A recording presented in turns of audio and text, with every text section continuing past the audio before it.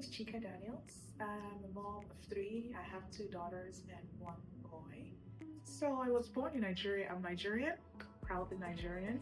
And I did most of my life in Nigeria. Then I moved to Calgary, where I pursued my doctorate, which is in housing and public policy. But through this whole time, what has remained consistent is my community work. I've been very involved in community work in Africa, in the UK, here in Calgary, everywhere. That hasn't changed. I think it was my community work and just being invested in advocacy work that really kind of led me to where I am now in the government of Alberta. So where there's an issue in the community, people reach out to me, and then I connect them to where the responses are or where the resource, that the government has made available for that particular issue is. So I think I can call myself a kind of connector.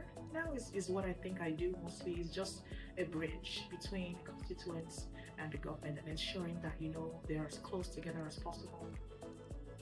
When I started my job at the government of Alberta and I realized my work with the agricultural communities, I started to research what organizations were doing, some of the most important work, most current work with those communities, and I found Ties to be one of those. This one comes to mind first.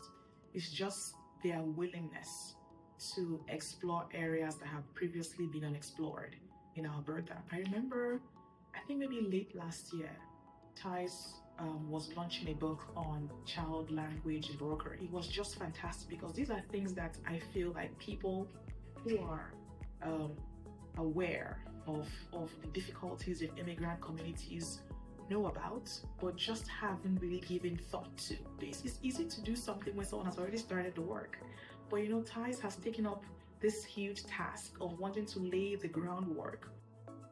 Ties' work, is very current, and so if we get information from them, or if we use information that they're producing, it could help us know how to really address the needs quicker. I think just now, on one personal note, would be patient with the process. With anything that's good, it will take time. You can't expect to know all about the province or the city you've just moved to, very quickly. It will take some time for you to really understand how it works, and how, you also fit into the system. Find community. Don't be isolated from the community. As quickly as possible, I feel like as you find out the settlement agencies, find your agricultural community and begin to form those very important bonds that could serve you even long after you're properly and fully integrated into the province.